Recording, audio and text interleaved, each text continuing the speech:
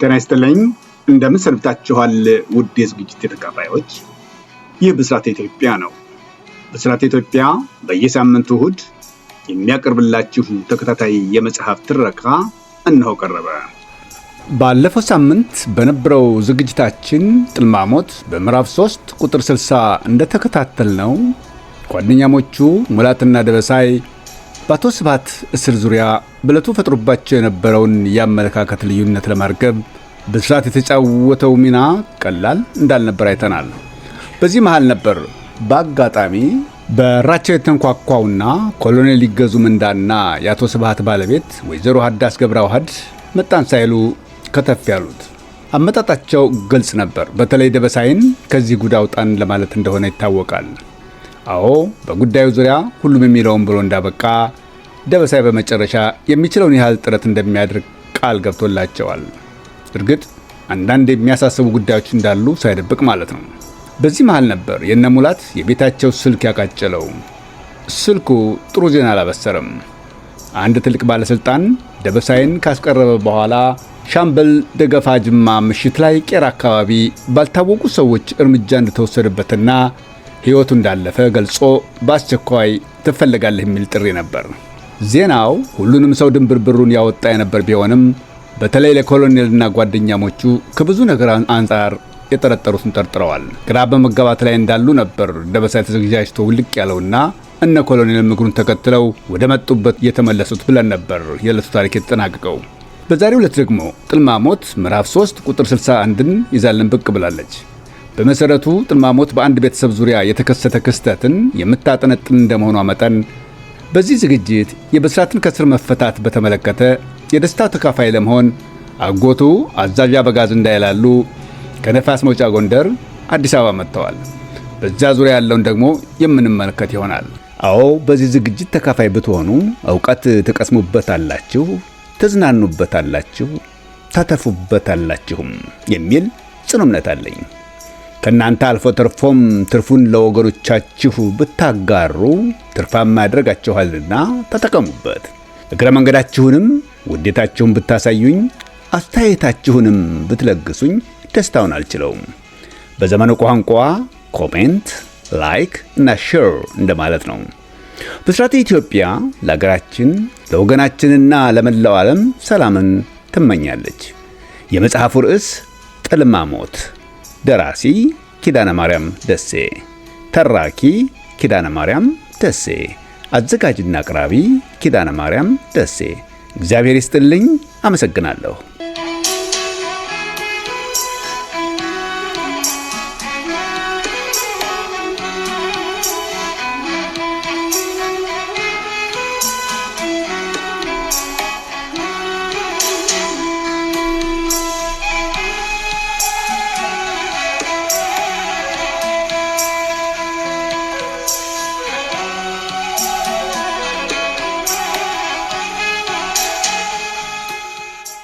አዛዥ አበጋዝ እንዳይላሉ ከጎንደር መጥተዋል።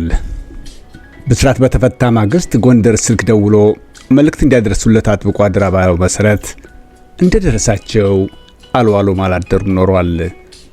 ሳምንት ባልሞላ ጊዜ ውስጥ ይደርሳሉ ብሎ የገመተ ግን አልነበረም። የአዛዥንና የፊት አውራሪ አጥናፍ ሰገድ መታፈሪያን ቀረቤታ የሚያውቅ ሁሉ መስተንግዶውን እንደ ጉድ ማጉረፉ አላባራም። ከላይ ይሁን ከታች የቀሩት እሳቸው ብቻ መሆኑን በማሰብ የተደረገ ይመስላል። የእሳቸው መምጣት እንደታወቀ እርሳቸው ይሻላሉ በሚል የእናቱንና የወንድሞቹን እረፍት ያረዱ እርሳቸው ነበሩ። ለነ ሙላትና ደበሳይ ትልቅ ሐሳብ የሆነው ይሄ ጉዳይ ነበር። ተገላገሉ። የሙላት እናት ካልተረዳ በማለት ሲቀጭቁ ቢሰነብቱም ቅድሚያ ትንሽ ማረፍ አለበት በሚል ከተስማሙት ውስጥ ኮሎኔልም ይገኙበት ነበር። ስለዚህም አዛዥ አርማታ ገብተው እሁድ ነበር የተረዳው። ብስራት ይህ ይሆናል ብሎ በፍጹም አልገመተም ነበርና በሐዘን እጅግ ተወርቷል። ተስፋ የመቁረጥ ስሜት ይነበብበታል። ሌላው ቆርቶ ለዚህ ፈጣሪ አምላክ ለምን ከእስር ቤት እንዲወጣ ብቻም ሳይሆን በሞት ከተለዩት የእስር ቤት ጓደኞቹ መሃል ለምን አንዱ እንዳላደረገው እስከ መጸጸትም ደርሷል። የመጣ የሄደው ዘመድ ወዳጅ ሁሉ ሌላ ቋንቋ አልነበረውም። ሁሉም ነገር ለበጎ ነው ይለዋል። ወደደም ጠላም አንጀቱ እንደበገነ እያስተናገደው ነው። ብስራትና ጓደኞቹ የሰሞኑ ሁኔታ በዚያም በዚህም ሲል የመከራ ዘመን ሆኖባቸዋል። አቶ ስብሐት ታስረዋል። ሻምበል ተሰውቷል። ብስራት ደግሞ በዚህ ሁኔታ ላይ ይገኛል። አንዱን ይዘው አንዱን ሲያነሱና አንዱን ሲጥሉ ሰንብተዋል። ከዚህኛው ይሄኛው ይሻላል የማይባል ውጥንቅጡ የወጣ የፈተና ዘመን። አዛዥ አበጋዝ እንዳይላሉ አዲስ አበባ ከመጡ ወር ሆኗቸዋል። የአዛዥ መምጣት ባነሳደግ ብስራትን ማጽናኛ ሆኖታል። በዚያ ላይ ጨዋታቸው አፍ ያስከፍታል።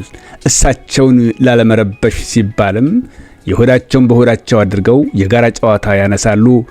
ወዱ አይሱቁ አይነት ሳቅ ይስቃሉ። በየጨዋታው እየተመሰጡ በሄዱ መጠን እውነትም መጠነኛ የሆነ የህሊና ረፍት እያገኙበት መጥተዋል። ቀኑ ዕለተ ሰንበት ነው። ወደ 11 ሰዓት ገደማ ሰማዩ ጥርት እንዳለ ነው። በውርድ ደመና አይታይበትም። አየሩ ራሱ አሁንም እንደገና ውጡ ውጡ ይላል። የአዛዥ መምጣት ለጓደኛሞቹ ወግ ደርሷቸዋል። አዛዥ ማታ አደራ ባሉት መሰረት ሁሉም ማለድ ብለው በመነሳት ቤተ ክርስቲያን ደርሰው ተመልሰዋል። በተለይ ደበሳይ ከስንት ዓመት በኋላ ለመጀመሪያ ጊዜ መሄዱ ነበር። የወቅቱ ርዕዮተ ዓለም ገድቧቸው በይሉኝታ ከቀሩት መሃል አንዱ ነው። እንዲያውም ክርስትና መነሳት አለበት ሲሉ ጓደኞቹ አሽበውበታል። ከቤተ ክርስቲያን መልስም ከቁርስ በኋላ ወደሚቀጥለው ፕሮግራም መሰማራት እንዳለባቸው ሙላት አስታውሷቸዋል። ምሳ ተበልቶና ቡና ተጠጥቶ እንዳለቀ በያልጋቸው ላይ በቂ ረፍት ወስደውና ተጣጥበው ለጭውውት በጠረጴዛ ዙሪያ ተሰብስበዋል። ለመስተንግዶ ሲባል ከመጣውም ይሁን ከተገዛው የመጠጥ አይነት መሃል ሁሉም ያሰኘውን መርጦ በመያዝ ቤተሰባዊ ጭውውት ይዟል። አዛዥ የጨዋታቸው መነሻ ያደረጉት ስለ ልጅ ዳዊት ሁኔታ በማንሳት ነበር። የልጅ ዳዊት ስም እስከ ዛሬ አንስተውባቸው አያውቁም። ዘንግተውትም አልነበረም ሆን ብለው እንጂ። እንዲያውም በጨዋታ ከ3 ቀን በፊት ብስራት ስማቸውን ከማንሳትም ስለ ደህንነታቸው ጭምር ጠይቆ ነበር። ሆን ብለው ሰምተው እንዳልሰሙ ቆይማ ይሄኛውን ጨዋታ ልጨርስላችሁ በማለት አቅጣጫውን አስቀይረውታል።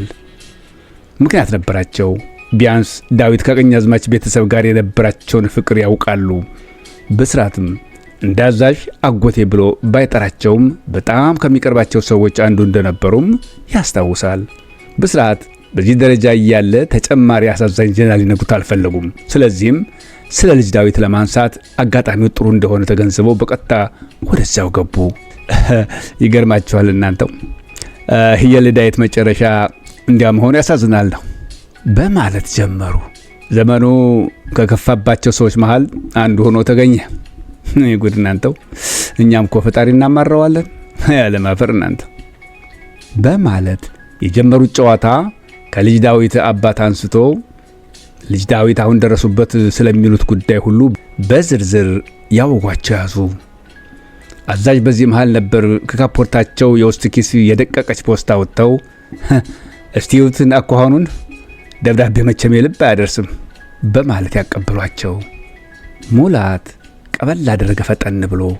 ሁሉም በዝምታ ደብዳቤው የሚለውን ለመስማት በጉጉት አሰብስቦ ይጠብቅ ጀመር። ሙላት ማንበቡን ቀጠለ። መጋቢት 28 ቀን 1969 ዓ.ም ይድረስ ከክቡር ወዳጄ ከአዛዥ አበጋዝ እንዳይላሉ ለጤና እንደምን ትሆናለህ? በመድኃኔዓለም ቸርነት እኔ እንዳለሁ እንደ ሰው የማይሆነው አምላክ እቅፍ ድግፍ አድርጎ ህይ አድርሶኛል። እንደ ጠላቶች አከፋፍና እንደ ዘመኑ አጨካከን ቢሆንማ ጉድባስ ምሼ አፈር ለብሼ ድንጋይ ተንተርሼ በቀረው ቆየ። የዘላለሙ ስላሴ ግን ክብሩ ይስፋና ጠላቶቼ ይደሰቱ ዘንዳ አልፈቀደም። ውድ ባልንጀሬ እምልህን ሁላ ህልብህ ኑረው። ጅልና ወረቀት ተብሏልና መጠንቀቁ አይከፋም። ምን አለፋህ ነገር ዓለሙ ሁላ ህድ ሆዶ የሰው አገር ሰው እንደሆነ አድርጎኛል። መሰደዴ ነጎዴ ሆኜ እንዳይመስልህ በነበላቸው እጅ ወድቄ ደስ ስላለማሰኘት ስል አንተ ወዬ የነጌቶ የቀኛ ማይን እንዳያመሆን ኸኛ ዘንዳ ሰው አፍ ገብቶ ቆይቶ የስሚ ሰማሁትኝ። በሬን ዘግቼ ደመን ባማ ማልቀስ በዘለለ ምን አቅም ኖረኝ ምን አፈረጉም ብለኝ እኔ ጌታ። እንዲያው ለመሆኑ የነኛ ሙጅቅላ ልጆይና የነሜትዬ ጉዳይ ምን ደርሶ ይሆን? አንተ ሆዬ ፈጣሪያችን የቁጣ በትሩን ኸኛ ዘንዳ ሐላያችን ያነሳልን ዘንዳ እባካችሁ ሌት ተቀን ሳታክቱ ተማለሉ። እውነት እንዳይመስልህ ህልብ ሆኖ ማለዱት ወልደ ማርያም ወልደ እግዚአብሔር ሆደ ቡቡ ነውና እንዳይጨክን አውቃለሁ። ውድ ወዳጄ ወንድሜ ባልንጀሬ በስደት ያለሁበት ሀገር ወሎ ግዛት በላስታና የእጁ አውራጃ ወይ ድንበር ሻለህ ተባለ ቦታ ነው። ሳላስበው ቆየ ይሄ ቀረሁትኝ። በደህና ቀን ያስቀመጡት ነገር አይናቅም። ጠቅሞኛ አገኘሁት አንተ ወየ ወግም ቢሆን እንዳያው ነው። የጨዋሊ ሲጨዋወት ስለሚደማመጥ እርባናውን አገኘሁትኝ። አባቶይ ጥሩ አስተምረውናል። ቧልቴን እንዳይመስልህ አሁን ብያ የወሬ ምን አለው ፍሬ ተለኝ ይሆናል አለዊ ዘበኑ ሁላ የግርምቢጦሽ ሆኖ ታርፎ የለ ሰርቶ አገኘሁት። እድሜ ላንተ ያበደጉ ዘበን እንደ ዘበት ሲራራ ነጋዴ በነበርክበት ዘበን ስለ ወልዲያ ያወጋኸኝ ያንተ የጥኖ ወዳጅ ወግ ነፍሴን ታደጋት። አንተ በተዘናጋው ምን ያልዘነጋሁትም ስለ ይህ አካባቢ ባትነግረኝ ኑሮ ምኑን ምን አረገው ቆይቶ ብለኸኝ አንተ ወዬ እነ ጭራሹ እግሬን ባላነሳሁ ነበር። እርግጥ ነው ሻላ ይቀራለሁ ብዬ አላሰብኩም። ያነ ደግሞ የዚህ ሀር ፍቃድ ነው። ያንን ፈጣሪ አረገው አንተው ያፈርሳን በላቸው ወደ ስተይህ ያመራን ብሎ ስለማያስብ ጥቅ እንደሰራው ታምናለሁ። ውድ ወንድሜ አዛዥ ይህን ሁላ ማዘብዘቤ ጥንት ብቻም ሳይሆን አሁን ባለውለታዬ መሆንህን እነግርህ ብዬ ነው። የሀገራችን ሰው ሲያመጣው ልክ የለው የሚለው እውነቱን ኖሯል። ቤተሰቤን ይዤ ስደት በጀመርሁ በሁለተኛው ቀን ትሬንታ ኳትሮ አገኘሁና ወልዲያ እንዲያደርሰን በገንዘብ ተነጋግረን ተሰቀልንና መንገድ ገባነ። ስንሄድ ውለነ ወደ ተሲያቱ ገደማ አንድ አጉል ቦታ ደረስነ። ትዝ ይልሃል ድሮ ስለ ደቦት ተራራና ስለ ዘንዶ ጅራት መንገድ አከፋፍታ ጫውተኝ የቆየው ለቀባሪው አረዱት እንዳትለኝ አደርሃን። ያነዚህ አልገባኝ መሰል ወይ ቀልጀም እንደሆነ እንጃ የሆነ ሆኖ ደህና አርጎ ማንነቱን አሳወቀኝ። ያነን የወስፌ ጥምዝ መንገድ ገና አንድና ሁለቱን ጥፋት ሳንተረትርለት ካፊያ መሳይህ መጀመሩ ያ ትሬንታ ኳትሮ አንዛልጦት ገደል ገብቶ ታረፈ። ጋሪያ ያህል ትሬንታ ኳትሮ የሀገራችን የማክሰኞ ገበያ የእህል መስፈሪያ ጣሳ ያህል ሆኖ ግንቦራ ወንዝ ላይ ጠበቀ። እናንተው አይ ጉድህ መትረፋት በለው ለወሬ ነጋሪ ብሎ ሳይሆን አይቀርም። ህምረ ተሳፋሪ እኔናው ትሽታ ብቻ ገና ሲወድቅ ወደ ተራራው ጥጋም ዘግዝጎ ጥሎነ ቆይቶ ተርፈነ ተገኘነ። የውልድ ደቦት ከግንቦራ ወንዝ ጋር ተባብሮ ባለቤቴን ፈንታነሽና ልጄን መንበሩን ነጠቀኝና መለመላይን ሰደደኝ። በዛ ብቻ አልጠቀመውም። ቀሪ ዘመኔን ሁላ ለሱ ሳደገድግ እንድኖር አድርገኝ። ወድጀን ልህ የግዴኔ ያው ትሽታው መትረፍ አንዱም እግዜር የትወድቅ ሲል ለኔ ብሎ ይመስለኛል። ደቦታ ወገቡ ላይ በተስኪያን እንዳለ ነግሮኝ ሰው ለምነነ የኔዎቹ ቤተሰቦች ገላ ተለቃቅሞ አፈር አለበስኳቸው። 20 ወዲያማ ምኑን አወጋለሁ ጥያቸው ሆይታ አባቴ ልድረስ በሚል ወለሌ ስል ይሄው ትሽታ ያልሁ ሰውዬ ዘዴ ዘየደ። ሻለ የሚባል ቦታ እንድረስና የሚሆነው ይሆናል ይለኛል።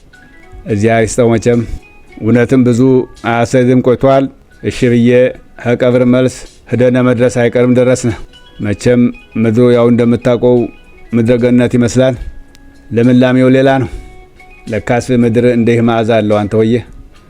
አየሩ ሸው ያለ ለታ መንፈስን ያድሳል። እግዚአብሔሩ በሰው ብቻ ሳይሆን በምድር ማፈጣጠርም ያዳላል አልሁ በልቤ። ምን አለፈህ አንተው ወደርኩት ልበሊ ወደርኩትና አረፍኩ። አዲያ አሁን ብዬ ሳብል ነው ምን እኔ ወደዋለሁ እሱ ወደደኝ። ይሄው አሃዱ ብዬ ያንዚህ የጀመርኩ አሁን ደርሻለሁ።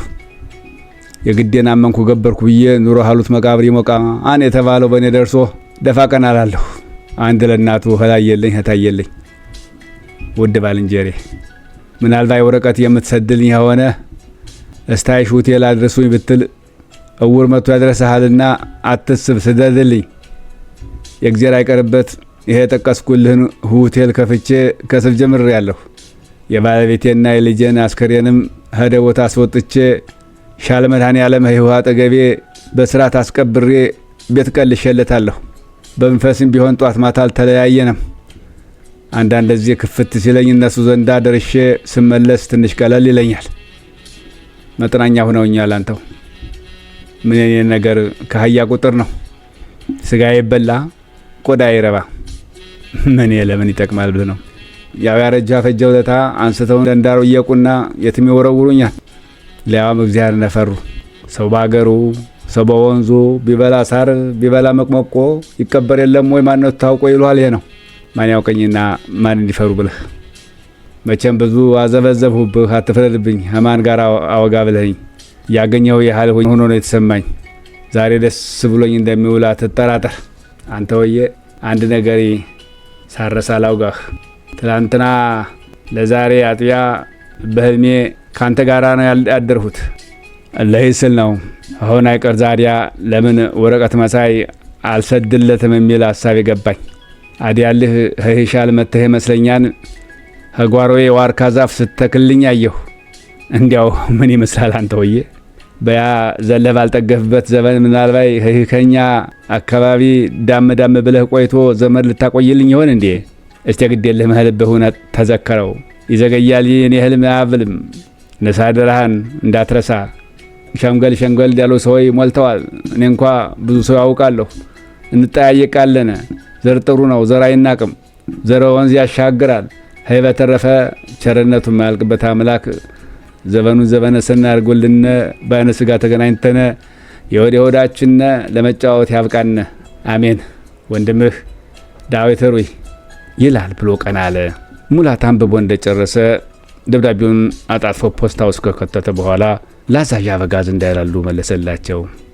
ሙላት ዳዊትን ልጅ እያለ በደንብ ያውቃቸዋል።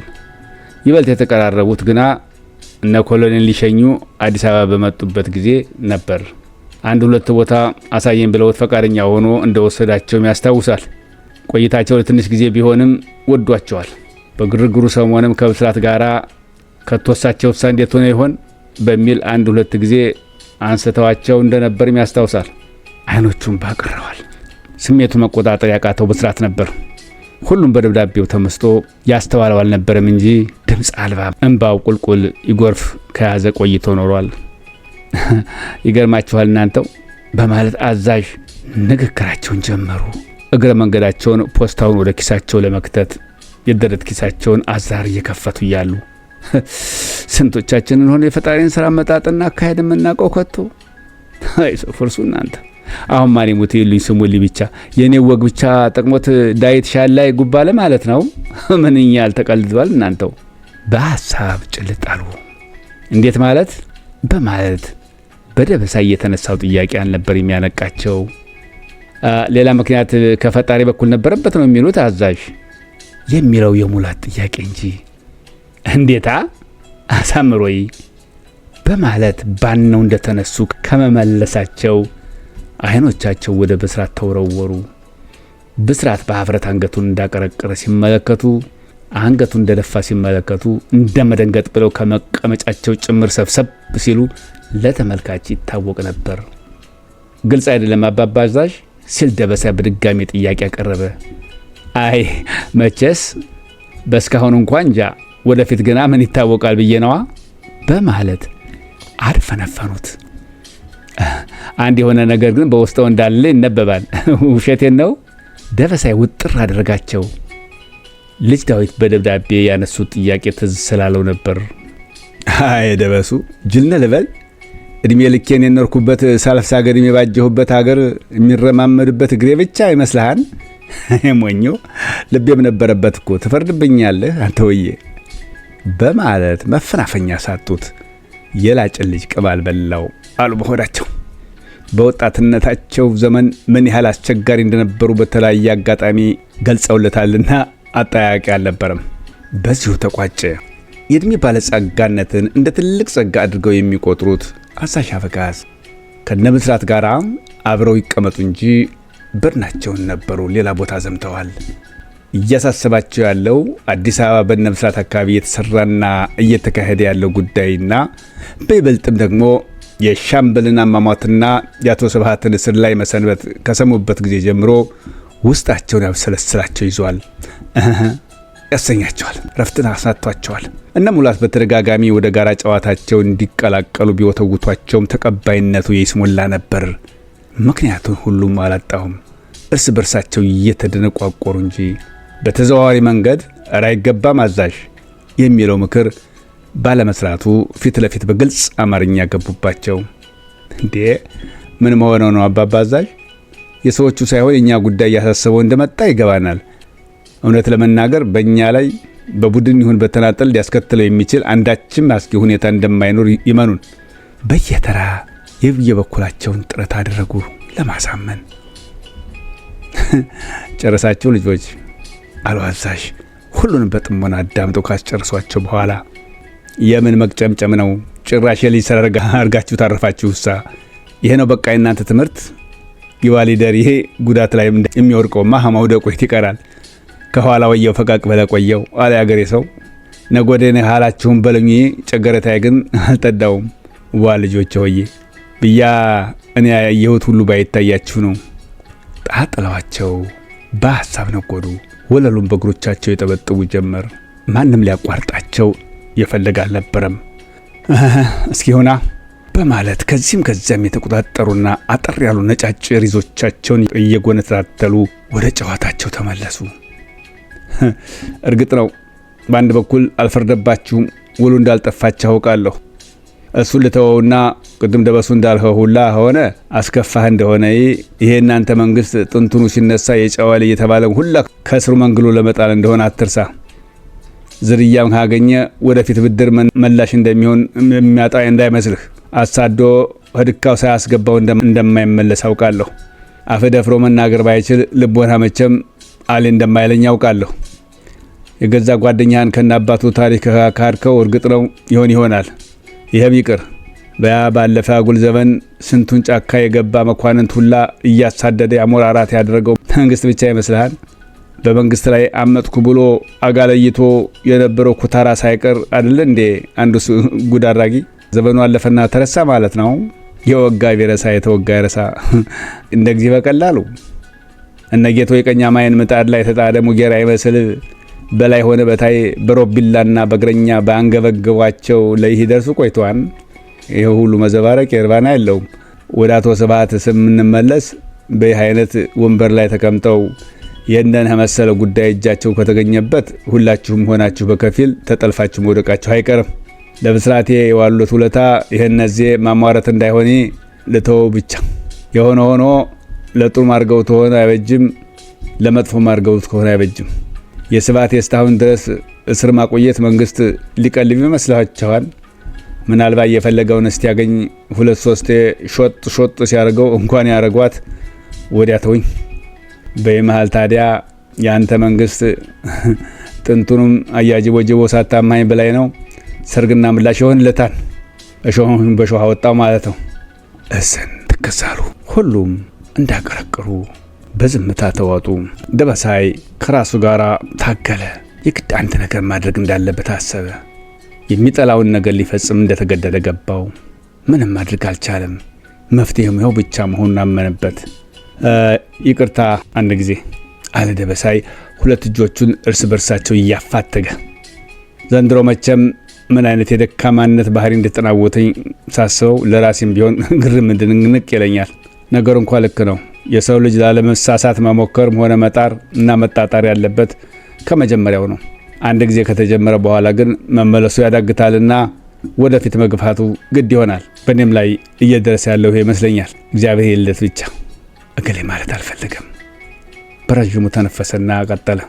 ሁላችሁም ቢሆን አንድ የማታውቁት ነገር አለ። ምናልባት ብትሰሙት ሁላችንም እንዲህ ከሚያናውዘን ከሚያንገላውደን ሀሳብ በቀላሉ ልንገላገል እንችላለን ብዬ አምናለሁ በማለት ወደ ዝርዝር ጉዳዩ ገባ።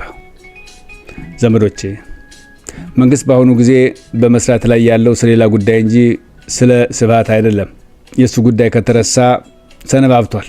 የስብሐት ጉዳይ ከሆነ ለአንድና ለመጨረሻ ጊዜ አክትሞለታል፣ ተሰናብቷል፣ እርምጃ ተወስዶበታል። አርድቷቸው አረፈ። ግልጽ መልእክት ነበርና ሁሉም በያለበት ድንግጥግጡ ወጣ። ሙላትና ብስራት ጠረጴዛው ላይ ተደፍተው ይንሰቀሰቁ ጀመር። አዛዥ በቀመጣቸው ወዘወዛቸው። አሳዛኝ ቃላትን እየወረወሩ ማንጎራጎራቸውን ተያያዙት። ድምጻቸው በእርግጥም አንጀት ይበላል። ቆለጭ እንዳለ የቀረው ደበሳይ ብቻ ነበር። አዲያምን ነው በራዲዮና አላናገሩም? አዛዥ ጥያቄ አቀረቡ። ያድሮ ቀረ። መንግስት በአሁኑ ጊዜ አስፈላጊ ሆኖ አላገኘውም። ደበሳይ መለሰ። እንደው የሆነስ ሆነና ቤተሰብስ? ሙላት በተቆራረጠ ድምፅ ጠየቀ። እነሱ አወቁ አላወቁ ምን ያመጣሉ? ምድረ ገንጣይ አስገንጣይ ለቤተሰቡ ቢያስብ ኖሮ ጥንቱኑ ከዚህ አይነት እነሱ አወቁ አላወቁ ምን ያመጣሉ? ምድረ ገንጣይ አስገንጣይ ለቤተሰቡ ቢያስብ ኖሮ ጥንቱኑ ከዚህ አይነቱ ጣጣ ውስጥ ባልተዘፈቀ ነበር። የሆነ ሆኖ እረፍት የሰጠኋችሁ መስሎ ነበር። አዝናለሁ። ብቻ እየፈጸምኩ ያለሁትን ስህተት ማንንም እንዲነግረኝ አልፈልግም። ከቻላችሁ በእኛው ይቅር። አስፈላጊ ሆኖ ሲገኝ መንግስት ለቤተሰቡ ያሳውቀው ይሆናል። ካላስቻላችሁም እንዳሰኛችሁ አረዷቸውና አብሮ ማላዘን ይቻላል። ከንግግሩ አነጋገሩ መርዛማ ነበር። የጓደኛሞቹ አያያዝ አዛዥ አበጋዝ አላማራቸውም። የተለያዩ ጨዋታዎችን በምሳሌ እያደረጉ አነሱላቸው። በአብዛኛው የጊዜውን አከፋፍ የሚያመለክት ነበር። ዘዴያቸው በእርግጥም ሰርቶላቸዋል። ጓደኛሞቹ እየተረጋጉ መጡ። እንዲያውም ይዘውት ከነበረው አጀንዳ ወጣ እያሉ መጫወት ጀመሩ። ባይመካከሩበትም ይበልጡ የአዛዥን ስሜት ለመግዛት ሲሉ ያደረጉትም ጭምር ነበር። ደበሳይ ሀሳብ አቀረበ። ለምን ወጣ ብለን አየር አንቀበልም?